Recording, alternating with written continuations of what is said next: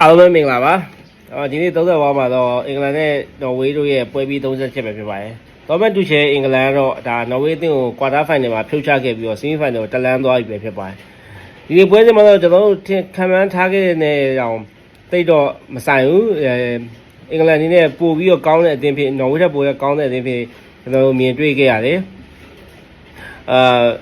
နော်ဝေးကဒီနေ့ပွဲမှာဘရာဇီးနဲ့ပွဲရတော့ကိုမကောင်းဘဲနဲ့ဒီနေ့ပန်းနစ်တွေဖြစ်ပြီးတော့မှသူတို့ဒါအင်္ဂလန်ကိုမရှင်နိုင်ဘဲနဲ့ဒါဘောလုံးတွေတောင်ထိမကစားနိုင်ဘဲနဲ့အင်္ဂလန်ကိုပဲအခွင့်အရေးပေးနေရပါတော့။ဒါပေမဲ့ဒါနော်ဝေးဘက်ကနေပြီးတော့မှပထမဂိုးစားရတာတော့နော်ဝေးရတာအဲ့ကောင်လေးရဲ့ကန်ချက်ကကြောက်ခမန်းလေးဒီကန်ချက်ပဲပစ်ဖို့ဘလို့မှမတတ်နိုင်ဘဲနဲ့ဂိုးပေးလိုက်ရတယ်။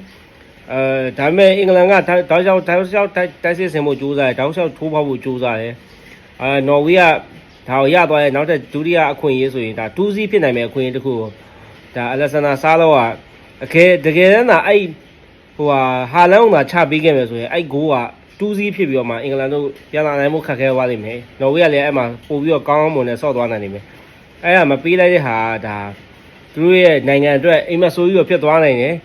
ဒါတမိုင်းတိရေးထိုးအခုလောလောတော့ဝေးကတမိုင်းတိရေးထိုးထားပါပြီဒါကွာတာဖိုင်နယ်ကိုရောက်လာရင်ပထမဆုံးကွာတာဖိုင်နယ်ကိုရောက်ဖူးသွားတယ်28နှစ်ကြာမှာဒါကားဘလောက်ကန်နေရတဲ့အချိန်မှာပထမဆုံးပြန်ကန်ရတဲ့အချိန်မှာသူတို့အသင်းအနေနဲ့ဒါstar player တွေတိတ်မပါဘဲနဲ့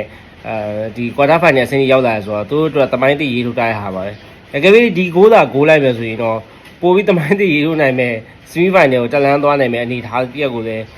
နော်ဝေးတို့ပိုင်ဆိုင်သွားနိုင်တယ်အမေတိတ်မကြပါဘူးပထမပိုင်းပြီးတော့ extra time ဖြစ်တဲ့အချိန်မှာ2မိနစ်မှာပဲဘယ်လီယန်ရဲ့ outstanding performance ဘယ်လီယန်ကအရင်ပွဲတဲ့ outstanding သူတောက်လျှောက်ဟိုးအရင်တည်းရဗျာဘယ်လီယန်က2022ခရက်လည်းအင်္ဂလန်တောက်လျှောက်struggle ဖြစ်ပဲဂိုးတွေရဖို့လိုအပ်တာဘယ်လီယန်က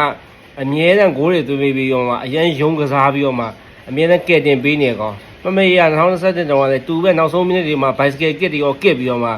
အင်္ဂလန်ကိုကဲတင်ခဲ့တဲ့ကစားသမားအခုလည်းဘယ်လီယန်ပါပဲအရင်ပွဲလည်းဘယ်လီယန်ပဲမက်ဆီကိုနဲ့ပွဲမှာလည်းဘယ်လီယန်ပဲကောင်းလို့ဒါအင်္ဂလန်တို့ဒါကွာတာဖိုင်နယ်တက်လာတာပေါ့လေအခုနော်ဝေးနဲ့ပွဲမှာလည်းဘယ်လီယန်ရဲ့ outstanding performance မိနစ်90မှာ1-1ဖြစ်တယ်အချိန်မို့မိနစ်30ကန်တယ်အဲ့မှာဘယ်လီယန်ထက်ပြီးဂိုးသွင်းတယ်တကယ်ကောင်းတဲ့အလုံးတော့အရေးသွေးမြင့်တဲ့အလုံးတော့ကြာတယ်တကယ်မြန်မာပြည်သက်တွေတော့တကယ်အေးပြတ်တဲ့အချိန်ပေါ့လေတေးလေးအိပ်ပြီးတော့မှအာဂျင်တီးနားပွဲထားကြည့်ပါမယ်ဆိုရင်မှတေးတော့အဲ့ချိန်သိမ့်မရှိတော့ဘူးကျွန်တော်ဆိုမိနစ်50 မိနစ်40လောက်ပဲအိတ်လိုက်ရတယ်ပေါ့ဒါအင်္ဂလန်ပွဲပြီးအင်္ဂလန်အချိန်ပိုရောကန်ဆိုဒီကြားအာဂျင်တီးနားပွဲရပါအချိန်ပိုကြီးရောက်သွားတဲ့ခါကျတော့